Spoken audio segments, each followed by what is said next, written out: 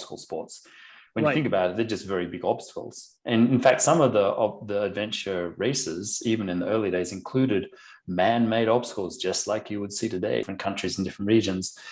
There are cultural biases that influence how people approach events in sports, where it's remote, but it's also actually there, physical.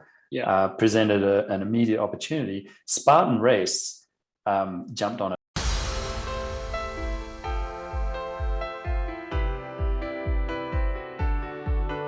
Hi, everyone. Welcome back to the SportIn Global podcast. And today I'm here with Ian Adamson. And Ian, how are you? How's life these days? Hi, Ole. It's such a pleasure to be here. Thank you for having me on your podcast.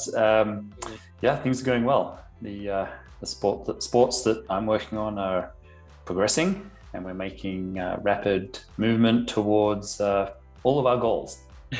Well, that's great, and it's a pleasure having you here. I know you have a busy schedule, and it's good to sort of like just I guess like for you as well, just take the time, sit down, just talk a little bit about like maybe a step back, reflecting over what's going on in the industry, how's it's impacting the world obstacle, of course, and a little bit about your journey. But we're of course like really appreciated having you part of this, and for those of you that are tuning in, make sure to like and subscribe to the video as well, because every week you get key leaders from the sport industry every week all over the world sharing their insights and tips. So if that's stuff that you like, better just subscribe so you get notifications every week. It's helpful. It really does. But Ian, I'm kind of like just curious a little bit about your backstory into the sport industry. Like how did your journey in the sport industry become, and I guess like a little bit of passion for the interesting sports you have inside World Obstacle? Sure. Well, it's a long story, so I'll try and keep it short. My grandfather was a national federation president in football. Nice. He was the president of the Australian Soccer Football Federation, and he had played for Scotland as a youth. Right. So he immigrated to Australia, and I was always surrounded by sporting people because of his role. I didn't really know much or think much about it when I was a kid, because that was always the case. There were marathon runners and all sorts of Olympians that were in my grandfather's sphere. So that just seemed to be the normal thing. I started playing football, soccer at a very young age, about 6, I guess, 5 or 6, and then did that for about 10 years. I became a coach and a referee, and but I like to do everything, as many kids do. So I did all the usuals in Australia, the usual school sports, track and field and swimming and water polo and volleyball and rugby, all of that stuff. And then in university, got even more involved in sport. Actually was on the University of Sydney Sports Management Committee, which was really the governance body for sport at the university level.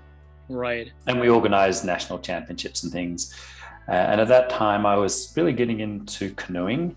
I cycled as well. I did road cycling also from quite a young age, from about 9.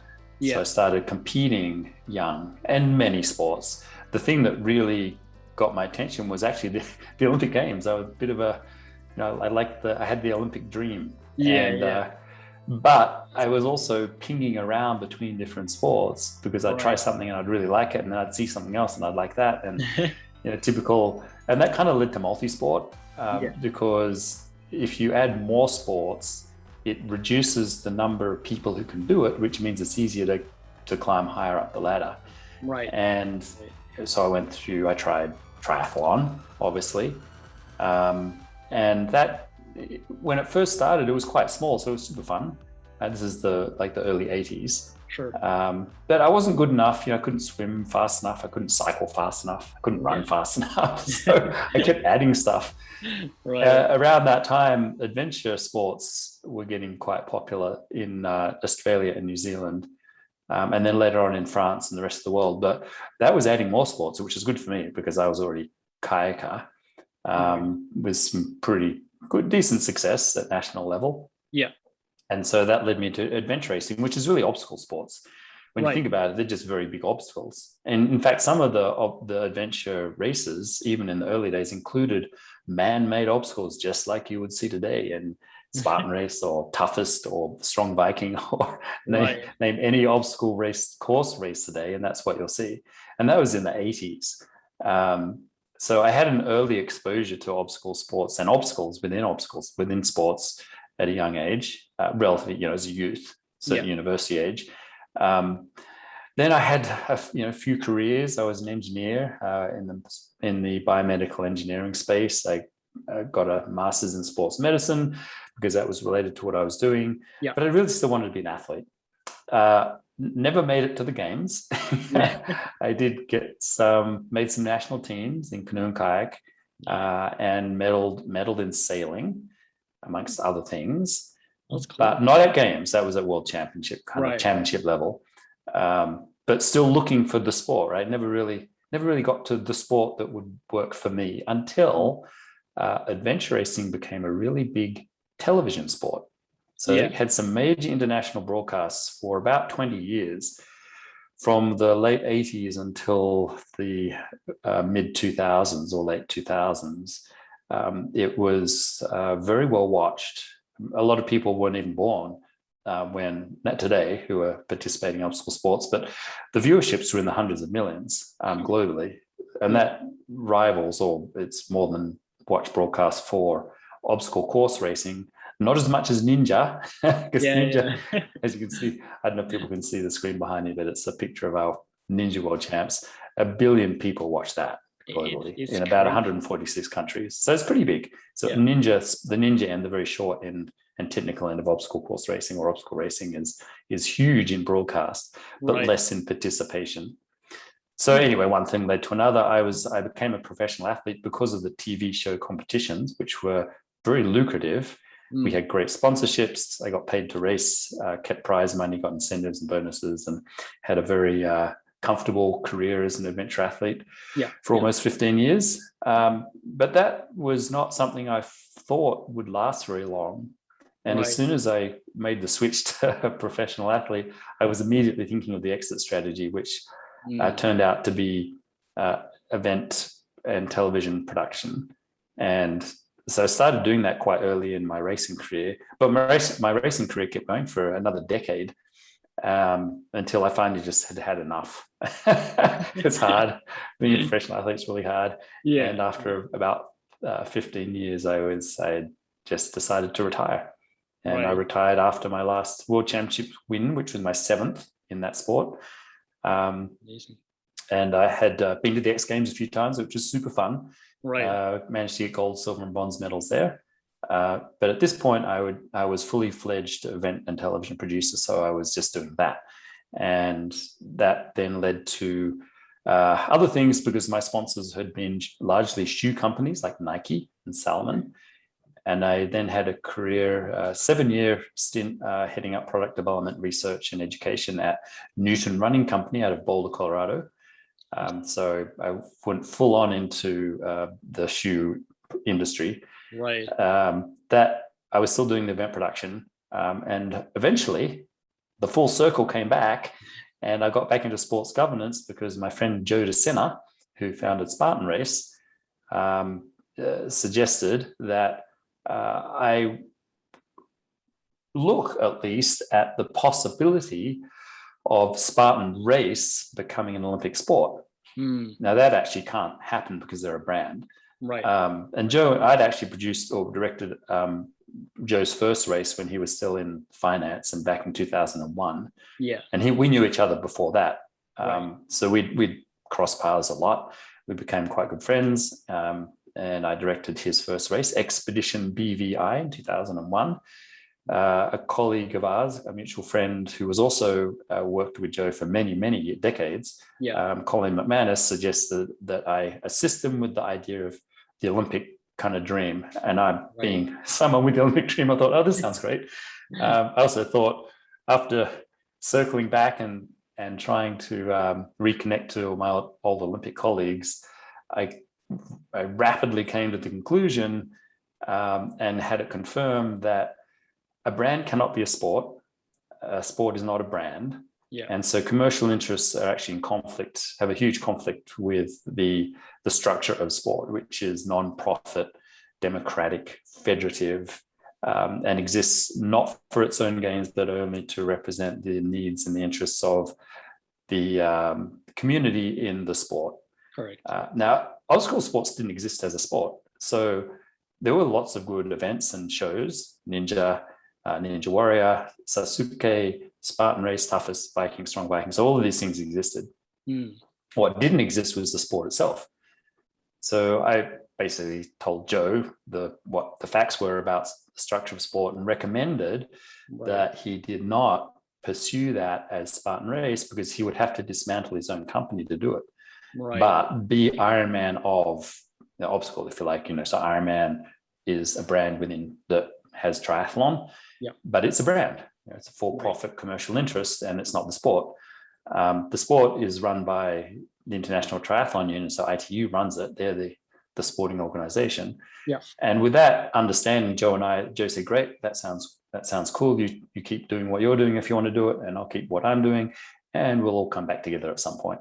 And that was in 2014.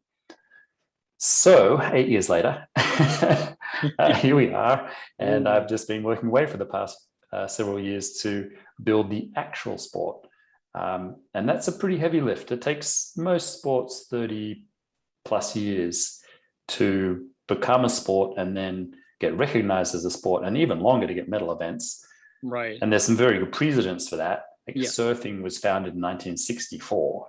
And they got their first medal event in 2000 and technically 2000, but 2020, but Tokyo 2020. Dance is another one. The Dance Federation has been around since 1924. And their first medal event will be in 2024, 100 years. And that's breakdancing. Wow. So medal events in sports are slightly different things. They are events within sports, and then sports, if they are recognized by the International Olympic Committee, can campaign for medal events at games. And when I'm sure many people watched Tokyo 2020, saw some new sports and new events in there, climbing, fantastic, surfing. I absolutely loved the skateboarding. I thought that was fantastic. And the cycling, oh gosh. So the new sports are just wonderful to me. I mean, they're so engaging and fantastic and fun to watch. So they're new, and that's a new system. There's a lot of explanation around sport. It's very complicated. Not many people understand it, even people in sport.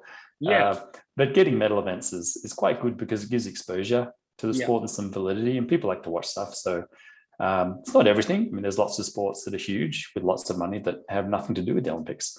But most are, and most do. And it helps validate. It's useful. It's good to see stuff. It's fun. People like games. Games are terrific. If you ever get to go to one, they're absolutely fantastic. And there's actually many games.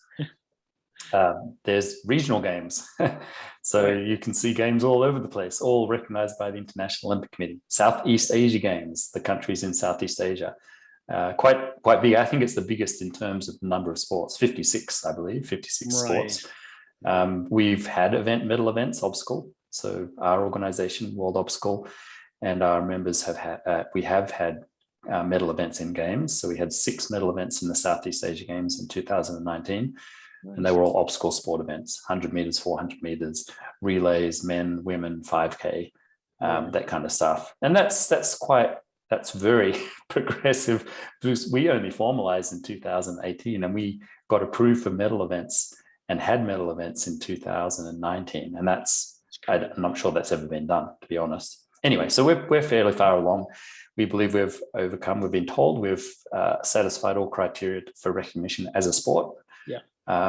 First step is actually an organization called GAISF, Global Association of International Sports Federations.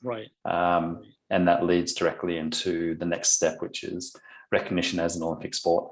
So we believe we're very, very close, which is interesting because that means our track will have been from formalization to recognition, feasibly this year, I would hope. That would be really nice. That's only a few years. And it never happened. not even, that's 10 times faster than any sport's ever done it.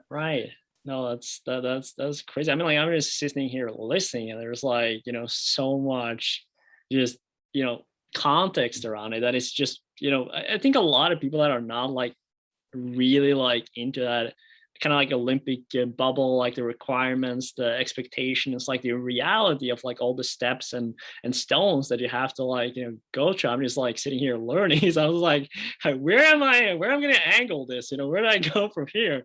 But I mean, like, I wanted to go a little bit back as well to just what you talk a little about, with Spartan and the Ninja Warrior as well, which is sort of like more like commercialized, products. And I guess like the Spartan Race is, I guess one of the most famous one as well in terms of, especially a boost, the last, decade, I would say, probably like at least during 2000. And I sort of like, looking back to like, I guess when you were involved with, I guess building the framework of that first race and like where that has gone, to where it is today, like how do you like see that process, and how much did that kind of like the realization of, okay, we're not going an Olympic route, impacting that from the leadership team there?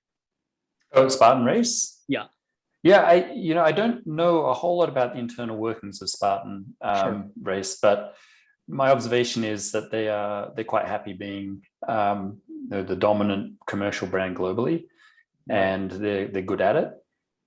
They have, they're very proficient at what they do, but they are getting much, much closer with alignment to the sport. And Joe and I have always had this goal, make sure that these things all line up. Same with broadcast. That's why we're very closely tied to the Ninja space or Ninja Warrior space, which is the commercial broadcast piece. And that's not true. That's not even pure competition.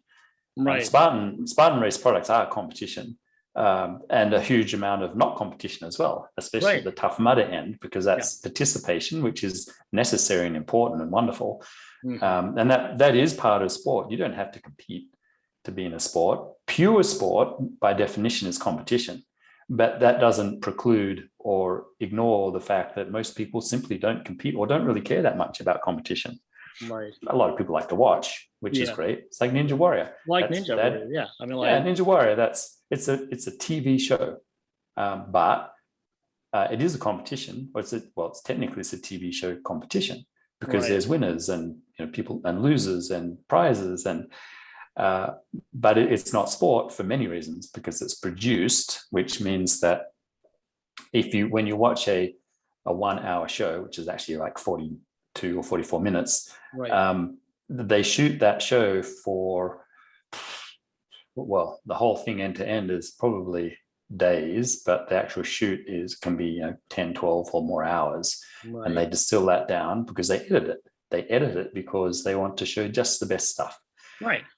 Sport that is not sport. Pure sport. It's the entire thing. When you watch climbing, when you watch anything in the games or a competition, cycling, Tour de France, you see the whole thing. It's not edited. That's just because it's real and it's live and it's that's the raw thing. So the best way, in my opinion, and my observation, I guess, over now 40 years of being involved in sport, is that done well, sport combines everything. So you have participation, you have competition, you have broadcast, you have ideally games, medal events, you have strong commercial interests, and they all work together nicely and play very happily in the same playground. Right. That's what one of our goals is, to facilitate and ensure that everyone collaborates. It's impossible, in my opinion, because inevitably there are some interests that just don't want to play, or they want to own something, or they want to have it for themselves, and that's not uncommon. You see it at triathlon's not a bad example. Ironman sometimes plays well with triathlon, and sometimes they don't. Right. They want to have their own thing, and sometimes they don't. Right. And that's okay. They've tried over various years. They've had memorandums of understanding to try and align sport and brand, but generally they don't work particularly well together. It doesn't affect the athletes terribly. It's not great, but the athletes will often do both. They will do Ironman events, but they'll also compete in the international or Olympic format. For the most part, they tend to stay a little bit separate. But they transition across quite comfortably. mean, you'll see Olympians going to Ironman, or sometimes less so Ironman triathletes pursuing the Olympic format. Right. But our goal is have everything all together and be really happy about it. Yeah. Well, looking a little bit into like, obviously, fast forwarding into today with obviously, now, as I guess people have seen in your title and the intro I did, you're obviously, the president of the World Obstacle, also known as FISO. And I guess like, what would you say are some of your key responsibilities, today in your role? My job is to lead. I can't make decisions for the sport, but as a president of a sport is an elected position, right? And it's a volunteer position because we're a volunteer organization. Yeah. So, and it's all democratic. Now, because I founded and started the organization, I actually get to hang around in the sport. I can't really get kicked out, and I don't want to leave until we make sure that we've achieved recognition. Then I'm happy to disappear. Right. But once we achieve recognition, then my job is done.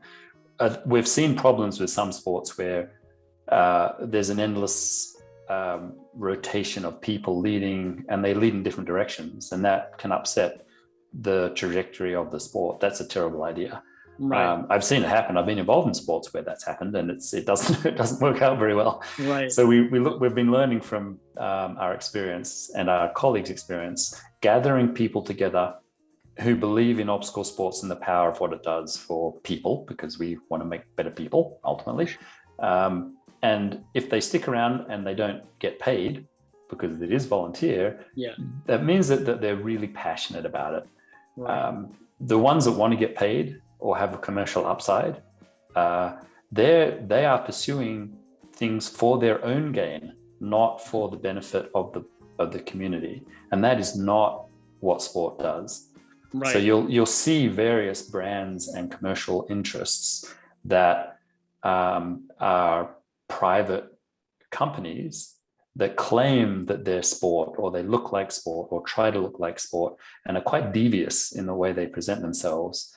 Right. And they say, we're the sport, we do this, we're the only thing that can be recognized as sport. Yet they can't, because they are privately owned commercial interests that exist for their own gains, not for the benefit of the community, even if they say they do. Yeah. Which they often do. They say, we're here for you, but they're not. Right. Because they pursue profit, and they profit from the people that participate in the events. That is not representing their needs. That's taking money from them. Yeah. Even if they say something else, that they are not doing that. And we can't constitutionally, legally, ethically, morally, we are required to, and should, and want to elevate everyone. And we're happy to include, and we want to include and be friendly and work with all the commercial interests. That benefits everyone. Sometimes they don't want to work with us, and that's okay too.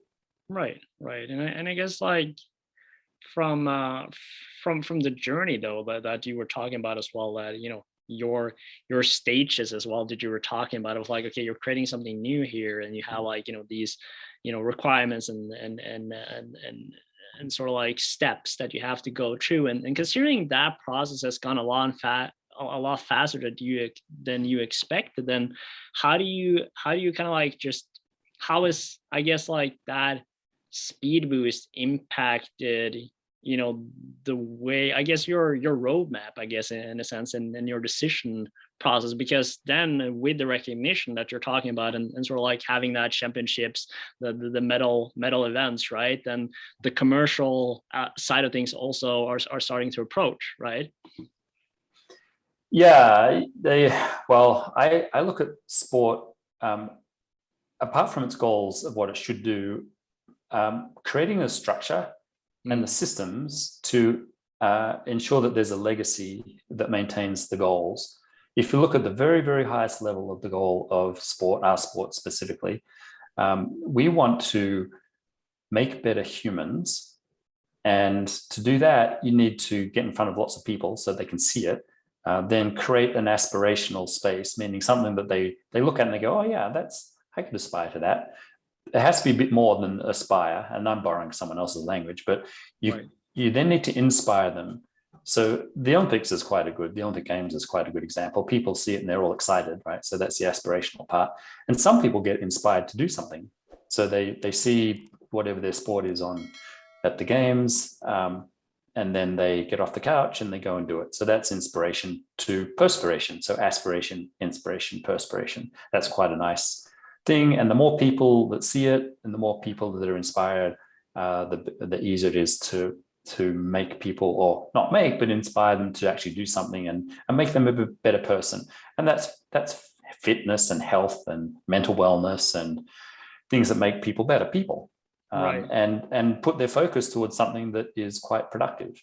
So rather than sitting watching video games, which is not bad by itself, but in isolation, if that's all you do, that's not healthy. Right. So if you get people to a place where they're doing these really good things, they're moving, they're out in the wilderness, enjoying it, and then maybe getting inspired to preserve the environment. These things are useful to make better humans and ultimately benefit all of humanity. Now, if you can shift the global needle just a little bit, then that's good. And that's what we want to do. You want to shift the needle a bit. The more people that see it, the more you can shift the needle. And consequently, alignment and recognition as an Olympic sport, as an example, is quite useful because 4 or 5 billion people watch the Olympic Games, which means that you can influence a lot of people if a lot of people see it. And that's part of the goal. So this means that putting the structures and systems in for the legacy requires a bit of reverse engineering, meaning our sport is, I call it a bespoke sport, meaning it's a designer sport. All the bits are there. People love it. People do it. People watch it. That's all there. But to make it really good, we glue it all together. All the bits come together. And then we ensure that the stuff people see, so that's the broadcast stuff, the media content, we make that really visible. And this is it's not easy. This is feasible today. And part of the reason obstacle sports are quite big because of technology. And technology is really important. The legacy sports, the really old ones, are quite slow to adopt it. With opposite. For example, typically the most important meeting of a sport, it's called the Congress. It's all the members coming together and voting and making big decisions. Well, Congresses are often used in a unethical way because you can buy votes of the members by flying them in, first class seats to a 5-star hotel and wonderful meals, and it's a big incentive for some people. And if you come from a little tiny country in sub-Saharan Africa or Southeast Asia or anywhere, that might be enough to influence a vote. So we don't do that. We actually do the opposite. We've always had Zoom congresses since 2015. We've had them on Zoom. And Zoom, there is no incentive for people to vote if they're on Zoom. In fact, it's hard to get people like a special background or something. So I mean, this is technology, and this is a benefit of technology, is that we can have hundreds of people attend a Congress on Zoom without them being incentivized by not fancy hotels and meals. Which is actually quite common in sport, is people will, someone will say, hey, I'll fly you into this Congress. Or maybe the president does. The president uses the funds of the organization to fly people in to get votes for himself. That's not okay. That's terrible behavior, but it happens. You've seen enough stories of that in sports the last few years, more obvious than before, I guess. But that again comes down to people digging, and being aware of what's really is going on, So that's right. It's a very important step. And technology has many, many benefits. The way people consume media today and for the past 10 years, really has been very much in handheld devices. I think many people who are now adults have their brains wired to their devices because that's how they grew up from as their brains are developing as a young adult into a young adult. The devices have been around long enough now, a really long time, it's over 10 years, that let's say you're 10 when you got your first smartphone and now you're 20 and you've graduated from university. Your brain is wired to the device. You think it's part of how you interact with the world. That's a huge advantage to doing sport well, because you can now push content to a lot of people rapidly in real time. Yeah. And I struggle keeping up with it. Frankly, I'm 57 and I just, I didn't grow up with that. I grew up with telephones where you had to push a button or move a dial and this kind of thing. So, and there were 3 television channels. I mean, this is the world today is so different, is that it's a little challenging for me to keep up. But having said that, I don't, I'm not the tech guy. I just say, I see this happening. And then a committee or commission in the organization will say, well, this is what we can do. And I know it's there. I see people doing it. I just don't know how to do that stuff. And that's part of a president or leadership position. I don't know how to do that. I mean, we've got, I think more than 80 people in our committees and commissions, and they're the experts. They recommend, they guide, they make decisions about how things should work, and then ultimately they get accepted if they're good. So that's an organizational structure that makes it fairly straightforward in how a sport is run. Yeah. You can't be an expert in everything. I'm certainly not. I've seen a lot of stuff, but I'm certainly not an expert. I see things and I can help guide. And that's what a president should do. It's a leadership position. Management's different. Yeah. Managing stuff is a whole different deal. And we actually have a staff for that. That's called the secretariat. It's basically the office. That is a paid place in most sports. We don't have money, but when we do that, they're paid positions, volunteer for now. They're the managers. They're the people that make stuff happen. Right. So and in sport, it's generally called a secretary general leads that. CEO in a company would be the same. The chief executive officer, same as the secretary general. So we have a CEO, we have a deputy CEO, we have positions in the sport, and they run stuff. They do the administration of the sport and implement things. Yeah. And then the committees and commissions, they make recommendations because they're the experts. Competition rules, event formats, all the stuff that the sport is. They come out of, and the members of those come out of the members of the organization. So they're from the countries. So each country has a national governing body or a national federation. They're the members of the international federation, and the national governing bodies, they represent the needs of their communities, which is lots of athletes, mostly, some commercial interests and other things. So it's representational. It's democratic. It's a system that works quite well. Done well, it works really well. As it should be. As it should be. And then development partners. So SportIn Global is a development partner of ours. And we're really excited to have companies like SportIn Global, Major Events International, and other big international sport players as development partners. They get to work together. So we just facilitate the collaboration. And then when we get to deploy things that people care about, and that's events for the athletes, they want events, that's what the sport is. We get to collaborate with all our development partners, of which I think we have 12 now. We haven't announced this, but you can hear a little prelude to it, which will be announced at our Congress coming up in a couple of weeks. This is the power that we can bring to benefiting the athletes and the community.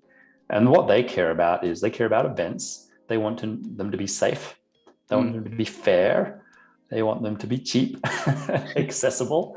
If you think about it, if you go to an event, you want it to be cheap and fair and all this stuff, right? So that's what, but that's what we do. So our goal, this is where standards and regulations come in. People confuse these. They kind of get it wrong. They think, oh, you're going to stifle a sport. You're going to restrict it by putting things in that we can't do or make it expensive. And it's actually the opposite. Obstacle sports by nature are very dynamic. They're constantly changing. They're innovative. You see different stuff at every race. It's great. It's what makes it exciting.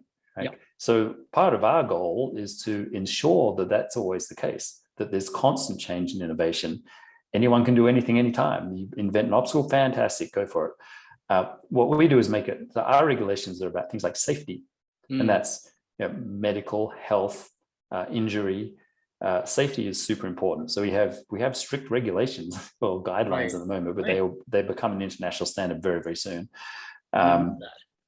We need that, necessary, important. Don't electrocute and kill people. Don't let them fall off high things and die. I mean, that's important. So that's their standards that we help produce. We also have basic competition standards, at least a framework for fairness.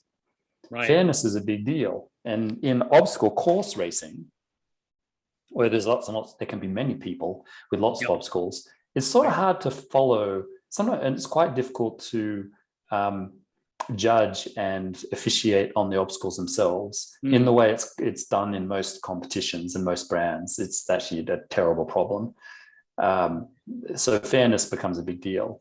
Cheating, basically. It's easy to cheat or just kind of shrug your shoulders and like go around an obstacle or not do it properly.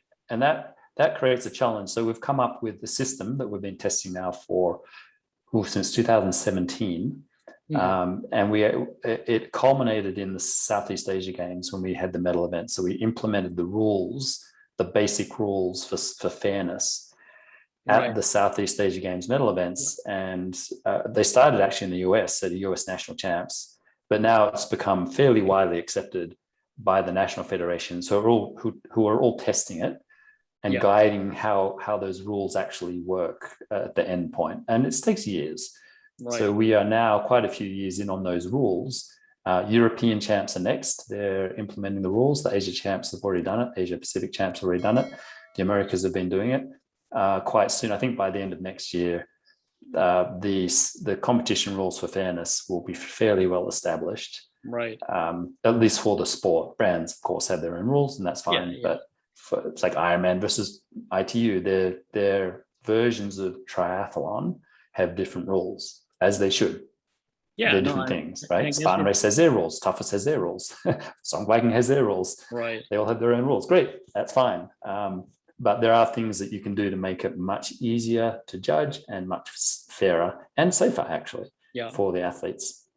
And that's the thing too, right? It also, creates, I guess, like a kind of audience, right, of athletes of what they represent. It's kind of like very clear, right, of like building that structure and frameworks. It also like put some initial frameworks for the athletes of knowing what they're going into, like what are the expectations and requirements to be part of this, right? And that's right. That's something new. You need those in place, because if not, it's kind of like ends up in a way where everyone just will do what we can do in order to win. So it's that I think is extremely important. I mean, like I think we see like back in the day, like very very young, like far back, I remember like stories when I was like studying all these sports stories from back in the time, and where like you had like marathon runs where like athletes were taking the bus like from one side to another, and like suddenly they were ahead, right? And people didn't know, right, because there was no TV production, there was no nobody, so it's almost like a trust element to it, which I guess like it's gonna be also very important to the obstacle side of things. Although obviously you're being able to monitor and like and follow and all this stuff, it's still like setting those frameworks and guidelines of what it is to be part of these championship and these events is a benchmark for the athletes of knowing what they're going into. And then I mean, like as you said, there's different rules and different regulations on what kind of ways you choose, but you have to like stick with those and having that very clear. Yeah, and if you listen carefully to different countries and see enough of different countries and different regions, there are cultural biases that influence how people approach events and how they officiate events. So if you're doing a race in Russia, it's very, very different the way they're managed and officiated and the rules that have developed compared to, say, the Philippines or the United States or Norway or another country. The cultural and historic and sometimes political and religious impositions on how events are run and managed and approached is quite different. Yeah. And you can see this, I guess I'll use the Eastern Bloc. That's probably not a good example. Some countries, there's a culture of trying to flex the rules. That's a nice way of saying it. Right. In some countries, like for the most part, Scandinavia and Germany, Yeah. And I think a lot of the Commonwealth countries, cheating is terribly is looked at horribly. It's you don't do it. It's not okay. If you're in Germany and you try and cheat, the entire field will look at you and go, not okay, you can't do that. It's self-regulated, right? They meet the rules, they stay by the rules. Yeah. Some countries and cultures really like rules and they stick by rules. Right. Some countries do not like rules and really believe, well, they approach rules differently.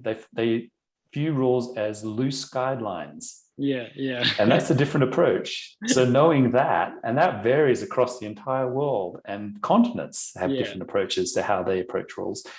What we've learned now with over 100 countries in the system is that the rules, the international ones, have to accommodate all of that. Because some athletes will just assume that you're supposed to try and flex the rules. Right. Now, someone from another country will look at them making that assumption and trying to flex the rules and go, you're cheating. Right. So in some countries, the culture says that's cheating, it's not okay. In other countries, they say that's flexing, that's normal and expected. Right. So when you put all that together, it gets quite complicated. Yeah. But over years and years of working with the countries, and we have these ongoing discussions with the countries about how to approach these rules. So we learn a lot from the countries because they say, you can't use that rule because the athletes will do this. And I go, wow, I've never seen that before. But then you have entire countries and regions doing exactly that. And you go, oh, I had no idea. And then someone from one of those countries goes and does a race in, let's say, Germany is our example. And it's not okay because no one does that in Germany. Right. And they can't understand why someone would even think about doing it. Right. Right. So anyway, so that's some of the things that we learn as a sport. It's probably useful to understand the structure of sport. Most people don't know what that is either. Right. And what I mean is obstacle sports are very much like aquatics and athletics and cycling. And to use one example, let's say athletics. They all use the same structure, by the way. The sport is athletics. Inside athletics are disciplines, and inside disciplines are events. So a discipline of athletics or disciplines are things like sprints, throws, jumps, middle distance, marathon, mountain running, trail running. They're all disciplines. And within each one, let's say mountain running, there's different distances and there's different styles and there's different stuff. Same as sprints, there's 100 meters, 200 meters, 400 meters, and then there's hurdles. That's another discipline. Obstacle sports is very much like that, as are aquatics and cycling. Maybe aquatics is a better example because aquatic sports include swimming, open water swimming, diving, high diving, artistic swimming, and water polo. That's aquatics. Most people don't know that. Even people in the sport have no idea. They don't really care, to be honest. Same with obstacle sports. Like most people inside their own sport or what they perceive as an entire sport don't really understand that other pieces of the sport exist all over the place. So if you're competing in Ninja Warrior TV shows, a lot of people who are doing the TV shows think that it's a sport, even if it's a TV show. And then someone doing a Spartan Race think that Spartan Race is a sport. It's a brand. But they are all part of obstacle sports. So Spartan Race is squarely in obstacle course racing, which is a discipline. There's another piece to obstacle sports, the one I mentioned really early on, which is adventure racing. That's lots of big obstacles. Adventure racing, at one point, before obstacle course racing became a thing, they had things that people today would step into and say, that's an obstacle course race. They were called sprint adventure races, manufactured obstacles, walls and nets and ropes and crawls and walls. All of that stuff was in adventure racing on the short end for at least a decade before obstacle course racing became a thing. Most people don't even know that existed, and it was huge. It was an enormous thing. And these are all obstacle sports, different disciplines, different events in those disciplines. Just in obstacle course racing, you've got things that are very short to things that are very long. Ultra OCR as an example. I was wondering a little bit of, because we've been touching a lot about, I think, like the structure, a little bit about like also how you guys are, looking at the innovation side of things. But if we're now that we're kind of like into, I guess, like the new normal with, we're still obviously, dealing a little bit with the pandemic of everything, but how, in a sense, did the pandemic, impact the world obstacle, and I guess like what are some of the challenges that you had to solve together with the members, and I guess like the 100 countries involved in this, because it's a global pandemic, right? So it impacts everyone. It is, yeah. Obviously, for the live events, they got shut down immediately, Yeah. and that was terrible for all sport and all events. For World Obstacle, it created an opportunity, not one we wanted, but it created one, Sure. Which was hybrid events. Yeah. So we call them virtual physical or hybrid or blended. Yeah. Some people call them virtual. They're not virtual, obviously, because people are actually doing something.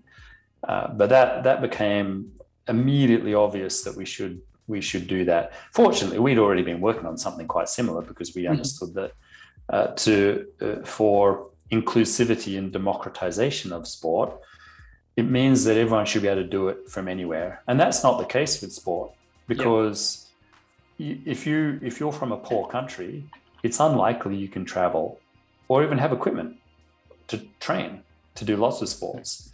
Let's say triathlon. If you're in Africa, there's one Olympic pool. My understanding is there's one Olympic pool in the entire continent of Africa. Why do you think there's no Africans, or very few African swimmers? Because there's no swimming pools. And yet people say, oh no, it's because they're not good at swimming. Yeah, they're not good at swimming because there's no swimming pools. So one of our goals was to democratize obstacle sports and just make it possible for anyone anywhere to do it anytime. And that's actually quite easy, because if you have lifts and carries and jumps and runs and stuff. If you're in most countries in the world, you can lift rocks, you can jump over logs or trees or rocks, or all sorts of stuff. And that's basically what obstacle course racing is. It's just running around and lifting, carrying, swinging, jumping, pulling, all that stuff. Ninja obviously is way more difficult because there's a little bit more equipment involved. But the democratization, having hybrid and blended sports where it's remote, but it's also actually there, physical, presented an immediate opportunity. Spartan Race jumped on it quickly too, and we collaborated very early on in March last year with, they called it, for theirs, it was Unbroken. It was a way for their athletes to participate in something with no live events. Right. And we worked with them, and our collective goal was to get 1 million people in 100 countries to do a collaborative event. And it turns out that 3 million people registered. So it became the first, and maybe even now to this day, the biggest hybrid event ever put on. And we achieved all of our goals, exceeded them. And then that developed into it kind of went separate ways, but we developed it as competition, pure competition, which makes it actually challenging. But technology has a huge benefit because you can use technology to do all sorts of things like tracking how far people go, how fast they went, the obstacle completion, all these sort of things. Technology makes it completely feasible. So we then did a World Series, led off to, I think, 6 events that led to World Series finals, then results and all that kind of stuff. And so that was also, I believe, the first World Series, a virtual physical, a hybrid event of any sport. So we did the first competition in any sport as a hybrid event that we know of. And also the first World Series. Right. And I mean, like, in a sense, though, leading into the innovation side of things, of being first, right? Which is, I guess, something that I guess is quite challenging. And if you look at it from like a very organizational structure, right? Because you're and even for you guys, in a sense too, of like, building all these frameworks around, and the structure, as we've been talking about throughout the podcast. And I guess, like, how do you balance, building that structure and frameworks while making sure to utilizing, innovative solutions, technology, maybe even like the startup ecosystem. Of course, like, I didn't mention it as well in the beginning, but like, of course, we're super proud of, being a partner of you guys and being involved with that. And it means a lot for us to be part of it, of course. And aside from that, like how do you balance those things and making sure that you look, not only looking at those opportunities, but are taking them, right? Because I think there's a lot of, organizational and infrastructure out there that are, they are aware, but they're kind of like, just feel like, yeah, it's too much hassle, or like, we'll just wait a little bit longer, right? Maybe when the pandemic is over, like they don't capitalize, which is sort of like the heart of a lot of challenges with people struggling with innovative, right? Yeah, innovation for us is not hard. We embrace innovation. We actually aggressively pursue innovation. Right. Our general approach is that if it hasn't been done, we question why it hasn't been done in another sport or sport in general. Mm-hmm. And then if we see innovative things that are quite new, we will chase those and then form partnerships just like ours with SportIn Global and World Obstacle. It's a great partnership, because you're in a space that we know nothing much about. We know it's there and we understand that the benefits of it. You're the experts. That's not us. You're the experts. The collective benefit is that with quite a few partners in all these different spaces that all contribute to the benefit of sport, we all benefit from each other. And I believe quite quickly, the tangible benefits that allow things to progress and keep going, which is financial, you can't do them without money. The financial benefits come quite quickly, because the power of the collective, the consortium of organizations, understanding that they learn from each other and benefit each other, is incredibly powerful. It's not really done very well in sport. Some sports do it quite well, but for the most part, they don't, or don't really understand it and don't understand the opportunity, or they're so big, they can't move very quickly. Right. That's where strong leadership comes in. You can see what's been happening in the International Olympic Committee. They have a very strong president who's a very good leader. So Thomas Bach has, since 2015, I think, has been shaping international sport sort of the way we are. So we look at them and we're following the things they do well. Such as embracing innovation and new sports and youth, and that's good. The old legacy systems are sort of hard to unseat and break. Right. But that's not us. We're ahead of the curve. Being on Zoom in 2015, most people didn't even know about it in 2020, and then they had to do it, right? So, but we were 5 years in already.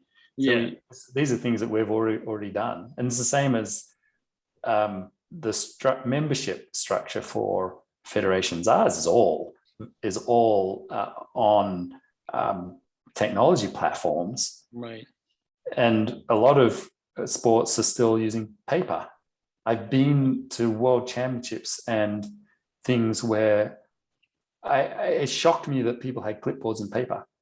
Right. I was just shocked. I couldn't understand that they were still doing that. And I didn't understand why they were still doing it, because it just seemed so 20th century.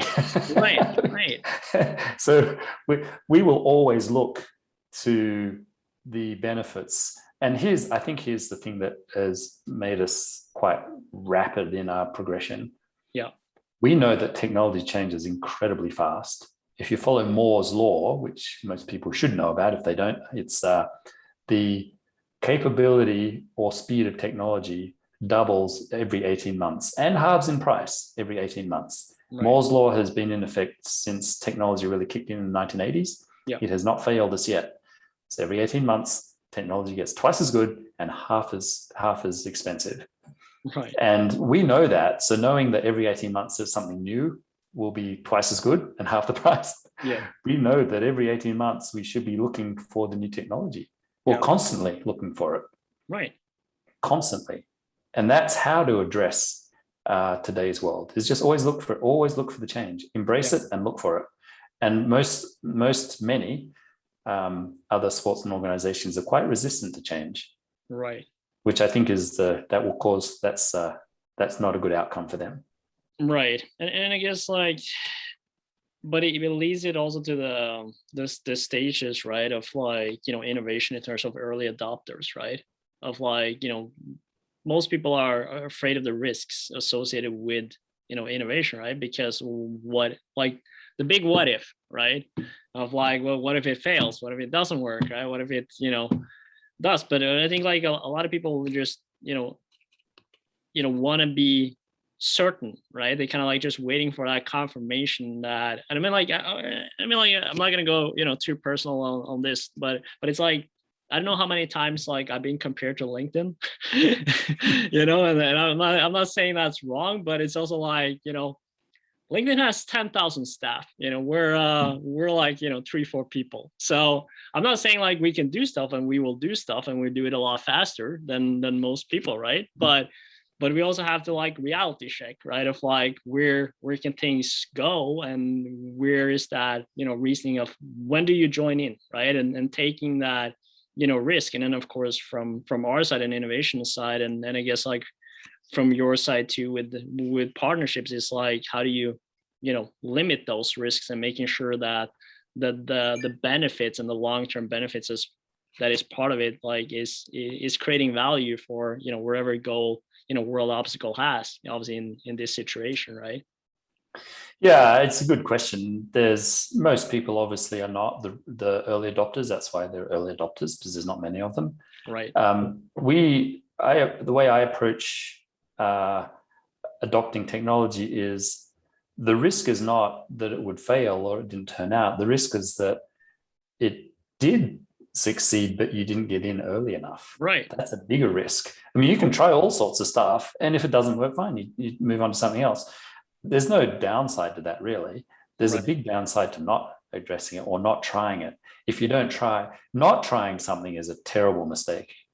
We fully believe, just try. You got to try. Yeah. You got to have a goal to try, because if you don't, you will immediately fail.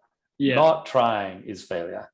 So trying, no, there's no downside. Sure, I try all sorts of stuff. I'm going to try swinging through this obstacle with my hands this direction. And what happens if I fail? Well, I'll try another way, won't I? Right. But the downside is you didn't try, because if you didn't try, you didn't know. If you didn't know, you failed immediately. Exactly. So, yeah. And that's exactly how we approach it, is that you got to try. Right. Yep. Maybe 80-90% of stuff won't work out the way you thought it would. And even if it didn't work out the way you thought it would, maybe the way it worked out is even better. Right. And that's the thing too, right? I mean, like, and that's the beauty of innovation too, is that it kind of like, as you were saying, like it changes so rapidly, and things are moving so fast that by also kind of like, grabbing that opportunity, you can also impact it, right? Which I think a lot of people don't think about. They kind of like just wanted it to be the way they kind of like how they maybe see or expect it, right? And then instead of like thinking, well, here I can, be part of, creating the future, I'm kind of like just joining whatever, solution that is out there. And I think that's a very key element of like how organizations and leaders should think innovation, right? Is understanding the impact, and voice they can have in it. Because I mean, like that I think is a extremely key lesson. And as you were saying too, right? You're talking about like FOMO, right? Fear of missing out. And that's essentially it. Like once you're already if you don't try it and suddenly it booms out and you're not part of it, then you're like, well, that was your opportunity. You had the chance, right, to impact. That's right. Now you don't have that anymore. That's exactly right. So innovation and technology are important to us. I think most people appreciate that. The biggest companies on earth today are technology companies, information and technology companies. Yeah. So we like that. And that's what people do. So we're just going to keep representing the needs of the people, which is what we're supposed to do. There's a constitutional thing. I think this helps people understand what we are. World Obstacle exists to represent the needs of the obstacle community. That's it. That's what we do. Right. And that's done through engaging them. Yep. Anyone can. If people say that's a bad idea or you're doing a terrible job, our answer is great. Be involved. Come and help. Right. You got a better idea. Give us come in, be part of it, and let's get those ideas, because that's what we should do. And there's plenty of people will say, yes, but I do this event and what you're doing over there is not that my event, so your event is wrong. Well, it's an interesting approach, right. But just because you don't like what someone else is doing doesn't mean that they should do what you do. Right. And this is kind of a philosophical thing, I guess, but it's like, this is my religion and I don't like your religion. We don't care. Right. All religions are okay with us. You know, all beliefs, all religions, or everything, that's all okay. And that's constitutional. Right. That is a requirement of being part of the sport, is you are required to accept everything and everyone and all their ideas. Yeah. Because there's nothing wrong. No one has a wrong idea. I mean, I think some cultural and moral norms are wrong. I mean, determine what right and wrong is. Yeah. Like murder, that's not okay. So that's not okay. Right? I think most countries, that's not okay. Right. Right. And if your belief is that murder is okay, well, you don't belong in our organization. It's that simple. Right. And same with sexual predation. That's not okay. So you do that, you're not okay in our organization. And there are rules. So you play to the rules or you don't. Right. And those rules are widely accepted around the world. So we uphold those. Things are widely accepted. United Nations actually is a good barometer for that, because they establish what humans should do. Yeah. And we uphold those basic rights of humans. So that's part of sport too, is we get to do that. We can establish our own culture. And we want one that is moral and ethical and professionally sound and represents everyone's needs and provides a mechanism. Yeah, as it should be. I mean, they should all be like that. Actually, the US Constitution is quite a good framework. If done well, it's quite good. And it's we borrow from that in the language, which is governance of the athletes, by the athletes, for the athletes. Mm. I think most constitutions have that, like for countries, have that kind of idea, right? By and for the people, and that's what sport should be. So that's where we go with it. That makes total sense. I wanted. I mean, like we've been talking a lot. I know. And I think there's like, I mean, like we could go and like talk about sports and infrastructure and governance and like, all this good stuff like for a long time, I think. And I mean, like you have so much knowledge from just like your vast experience and like in your current role and things are happening, but I think like, to wrap things up a little bit and to sort of like narrow it down, like simplifying things a little bit, I would say to, sports students out there that are, banging on the door right now and just, want to get in, but they're kind of frustrated. They kind of lost, they don't know exactly where they're going, which is sort of like the majority of any sports student out there. It's like, I want to work in sports, and maybe they want to have like, work for a professional team, or they want to like, they know, down the road, I want to do that. Right. But they don't know where to start. And so I'm thinking like, looking from your experience and thinking about like, okay, what kind of like, key tips do you have for students out there that are, looking to maybe work with sports like, that are involved in obstacle sports? And what are some ways, that they can get involved, both, kind of like, in the next, 4 or 5 months until like, maybe, in a year or two ahead, what are some of the things that you picture and envision for those future leaders, I would say, in the industry? Students who are interested in a career or more involvement in sport, the easiest way is probably to start at the local level, volunteer a local race. That gets you immediately engaged in the sport side, and that can go further. So, I mean, you can do that locally, nationally, regionally, continentally, or at world level. In fact, we provide a mechanism for exactly that, which is an internship program. It's volunteer; you don't get paid, and I know that's probably a legal requirement in some countries as payment. But as an international organization, we swim in international waters. So we have this. Although we're a Swiss-based organization, we're also virtual and international. So the virtual space has really no governing law, which is interesting. We uphold law and Swiss law, but the internship program is valuable. We've had a lot of interns come through. A lot of them are graduates at graduate level. In fact, we have a formal relationship with AISTS out of Lausanne. It's sort of like an Olympic university for master's level students, quite mature ones, sometimes in their 40s, that want to really get into sport. And we've had several, actually a series for the past like 3 or 4 years. We continue to get graduates who intern with us. Some stay, some move on to big sport. But it's a way to get experience in a rapidly moving, a rapidly growing organization, which is us. Right. And that's valuable for everyone. We love having students come in and work with us in whatever they want to do. And that's the beauty, is because if you go to say FIFA, they will have positions that are very specific and that are open, and maybe or maybe not you can qualify because it's a big wealthy organization and employs good people and pays them well. We don't. We're small. We don't pay at all, but we provide amazing opportunities and ability to grow with the sport, which has happened. Everyone who's come in, by the way, has moved on, has remained in touch, remained very friendly because they had amazing experiences and have gone on to do fantastic things in other sports, for example, like FIFA.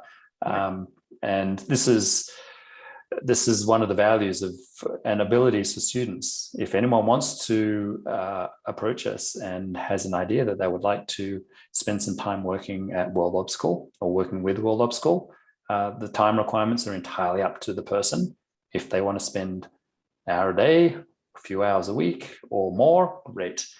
Some people have come in and basically gone full time. Right. Because it's really valuable and they get to learn very, very quickly. And it benefits everyone, everything. Yeah. They can do that at national level too, right. In the federation system or with events. Doesn't really matter. It's all sport. We like people to come in and see the sport side because that's non-biased, if you like. There's no vested interest. There's no internal interest. Yeah. It simply gives you a big view of all of the stuff. And you get this kind of top-down view of lots of countries, lots of events in lots of countries, lots of commercial interests, and then the sport. So you're kind of looking at the Olympic side, and you're also looking at the commercial side, and then getting heavily involved in the athletic side. So what the sport actually is, which is the events and the athletes that do them. Right. And it gives you that overview, right, of understanding like the mechanisms. And I think, it does. Yeah, it's surprising. A lot of people get quite surprised when they see under the hood, if you like, under what's going on in the engine, because sport is quite misunderstood. And there's a lot of, it's unfortunate, but it's part of how social media works, is there's a lot of misinformation out there, aggressively being promoted by certain commercial interests that feel threatened by sport. Mm-hmm. It's not uncommon. We see it constantly. Right. It's disappointing and it's unfortunate, but we maintain the moral high ground and we stay friendly and we just keep stating the facts. Absolutely. That no one owns the sport. Well, that's not true. The sport is owned by the community. Right. The community, the athletes, and the interest, they own the sport. Yeah. No single entity or person or individual, no one owns the sport as an organization or an individual. That's not possible. You can own things in the sport, like commercial races and stuff. That's okay. Yeah. And that's a huge misunderstanding, largely promoted by the interests that own stuff and want to keep it to themselves.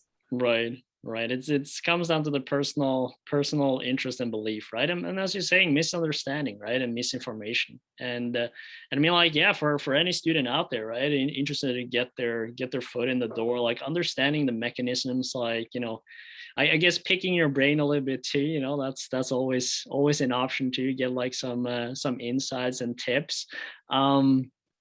But yeah, I think I would just like to thank you, so much for taking the time, for this fun conversation. I mean, like, I've just been sitting here as well, just soaking in a lot of stuff, and I'm just, it's really good, because I think, it's like having that mindset of never stopping to learn, and like just grabbing the opportunity to and as you know, I sent over the questions in advance, and there was definitely, probably half of the questions that we added on, it was like coming out of the conversation. And I think like, just again, like that's about capitalizing on the information coming in, understanding more. And I want the people here that are listening, to just try to get an essence of like, your background, but also like the vast knowledge you have. And I think it was a lot of fun. And I really appreciate it once again for you, Ian, for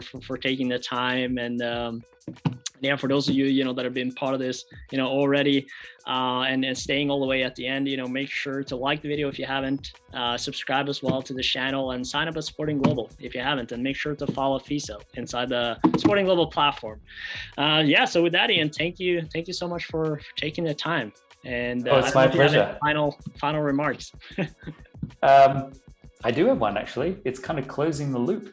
Go for it. So with our development partners, if you come and volunteer or intern at FISO, you have the opportunity then to meet and see what our development partners like SportIn Global are doing.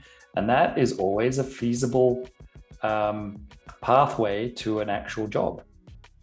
And we have quite a few development partners. It means that you get to meet some of our very good, all of them are great development partners around the world.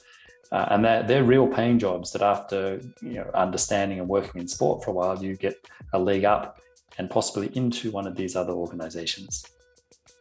Absolutely. So with that, Ian, thank you once again. And we have like this what can I say? What do we call it? A ritual. Yeah, ritual is probably the right word. Where we always finish with some Norwegian language, with some Norwegian. So you got to learn some Norwegian now. That's how we wrap up. So with every video we do, we'd always finish with "Vi snakkes," which means "see you later" in Norwegian. Vi snakkes. There you go. Perfect. You did it. Great job.